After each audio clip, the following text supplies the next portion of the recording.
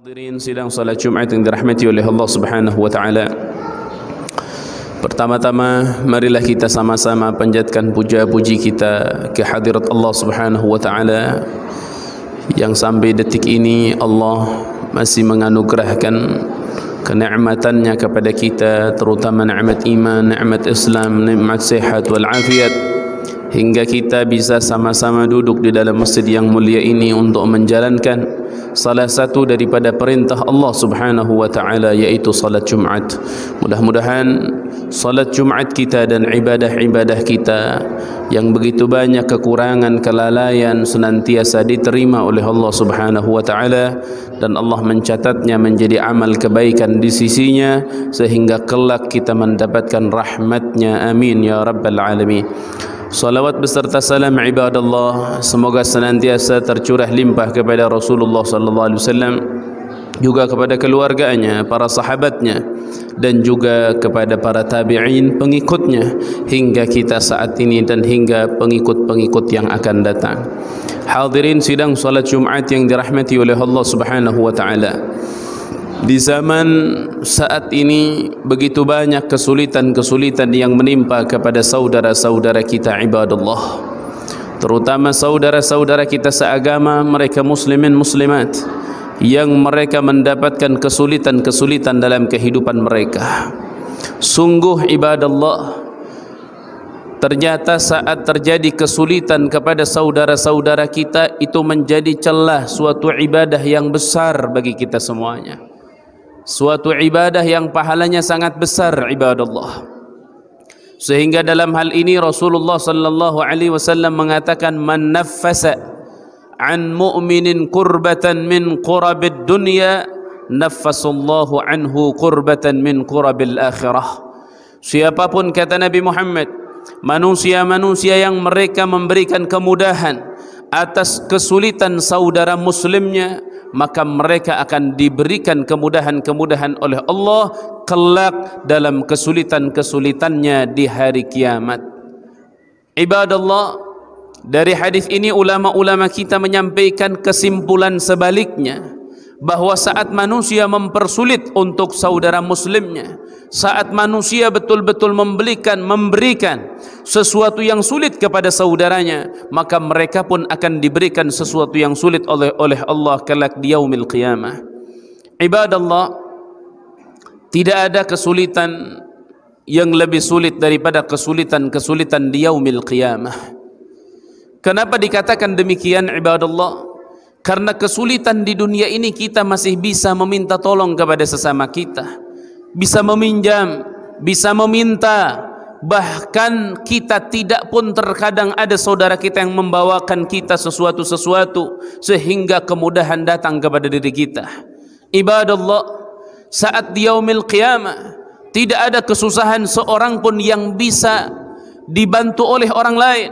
Jangankan kita dengan orang lain, anak dengan orang tuanya pun tidak bisa ibadallah. Artinya di sana ada hari yang disebut yaumun hisab, hari diperhitungkan amal manusia di hadapan Allah. Maka saat itu jangankan antara kita dengan orang lain, antara kita dengan anak kita, antara kita dengan orang tua kita akan disidangkan di hadapan Allah Subhanahu wa taala.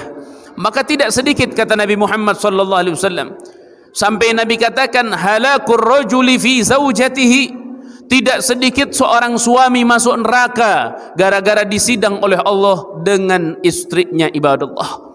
Artinya mereka manusia yang tidak menjalankan hak dengan sebenar-benarnya, hak dengan sebaik-baiknya, maka mereka sama dengan telah menjerumuskan diri mereka ke dalam api neraka, dan itu adalah musibah di yaumil qiyamah ibadallah. Maka saat kesulitan itu terjadi, tidak ada yang membantu kita ibadallah. Kullun mashghulun bi'amalih, setiap manusia sibuk dengan amal mereka.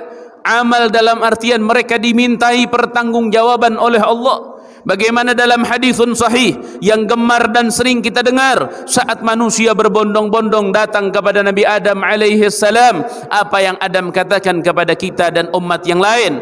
Adam mengatakan, nafsi nafsi. Hari ini kita masing-masing dulu. Hari ini kita tidak bisa membantu apa-apa, sampai datang kepada nabi-nabi yang lain. Semua Nabi berkata sama, ibadallah, nafsi-nafsi masing-masing sudah. Kenapa? Karena mereka pun sangat takut akan ketemu dengan Allah Subhanahu wa taala, padahal mereka para nabi yang betul-betul bersih daripada kesalahan dan dosa. Maka bagaimana dengan kita, ibadallah? Maka dari situ, ibadallah, ternyata saat kita melihat tetangga kita kesulitan, itu bukan bahan untuk kita menghina mereka, mencaci maki mereka, menyepelekan mereka, apalagi kita tidak membantu mereka, ibadallah. Itu sangat salah sekali, ibadallah. Nabi sallallahu alaihi wasallam begitu gembiranya apabila melihat umat mereka membantu saudaranya yang sedang kesulitan, ibadallah. Membantu bisa dengan hal-hal yang kita miliki, ibadallah. Bisa dengan materi atau harta kita, bisa dengan jabatan kita, ibadallah. Dengan jabatan bisa, ibadallah. Anda seorang apa di jabatan pemerintahan, bantu umat, bantu rakyat, ibadallah. Bukan malah menyulitkan mereka, ibadallah. Bukan malah membuat mereka pusing, ibadallah. Ini adalah musibah yang amat besar, ibadallah. Maka siapapun manusia yang punya jabatan di pemerintahan, rakyatnya bingung, rakyatnya pusing, rakyatnya sengsara, maka ibadallah, mereka adalah pejabat-pejabat yang kelak paling pertama akan didorongkan ke dalam neraka jahannam. Na'udzubillahi min dzalik. Ibadallah, Sayyidina Umar ibn Abdul Aziz saat beliau menjabat, ibadallah, apa yang beliau katakan kepada istrinya? Wahai istriku, aku sekarang mempersilahkan kepadamu. Andaikan engkau mau minta cerai, aku ceraikan. Andaikan engkau mau bersamaku, silahkan. Namun aku beritahukan kepadamu, saat jabatan ini ada pada pundakku, maka malam hariku untuk Allah, siang hariku untuk rakyat. Mungkin aku tidak punya waktu untukmu, wahai istriku. Ibadallah, membantu saudara kita dengan macam-macam, ibadallah, silahkan. Dengan harta anda, silahkan. Dengan tangan anda, kekuatan anda, pikiran anda, silahkan. Nabi sallallahu alaihi wasallam membawa kabar gembira bagi mereka yang selalu memberikan kemudahan atas saudara-saudaranya yang sedang kesulitan, ibadallah.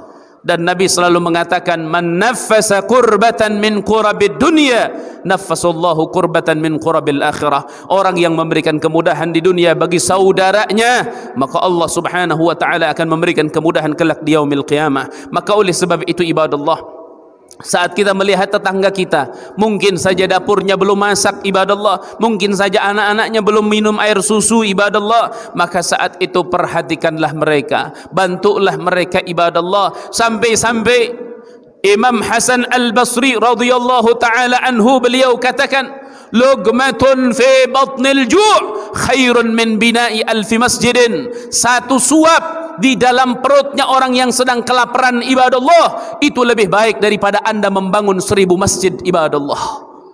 Anda bangun 1000 masjid, tidak ada apa-apanya dibandingkan satu suap yang masuk ke dalam perutnya orang yang sedang kelaparan, ibadallah.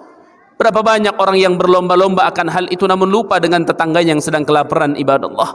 Mungkin tetangganya butuh dengan uang sekolahnya, uang belajarnya dan lain-lain, namun kita tidak memperhatikannya. Maka oleh sebab itu, ibadallah, seruan dan ajakan daripada agama kita yang kita cintai dan kita yakini, ayolah berlomba-lomba saling memberikan kemudahan bagi saudara kita, terutama orang-orang muslim yang ada di sekitar kita. Mudahkanlah kesulitan mereka, niscaya Allah akan memudahkan kesulitan kita kelak di yaumil qiyamah. Dan kita pun sama-sama yakin di yaumil qiyamah kesulitannya lebih dahsyat daripada dunia, beribu-ribu kali lipat, bahkan mungkin berjuta-juta kali lipat kesulitannya lebih sulit daripada kesulitan yang terjadi di alam dunia ini, ibadallah. Maka kesempatan kita, ibadallah, agar kemudahan di yaumil qiyamah kita bisa mendapatkannya, berikanlah kemudahan-kemudahan atas saudara kita yang sedang mengalami kesulitan-kesulitan. Niscaya saat itu Allah Subhanahu wa taala akan memudahkan segala urusan kita di hari kiamat, dan pastinya kita akan menjadi hamba-hamba yang kelak digiring dengan cara yang baik dan terhormat. Mereka dan kita akan masuk ke dalam surganya Allah Subhanahu wa taala. Semoga Allah Subhanahu wa taala jadikan kita sebagai hamba-hamba yang salihin, hamba-hamba yang muttaqin, hamba-hamba yang selalu peduli terhadap saudara sesama kita, khususnya muslimin muslimat yang ada di sekitar kita. Amin ya Allah ya rabbal alamin. Barakallahu li wa lakum bil Qur'anil azim.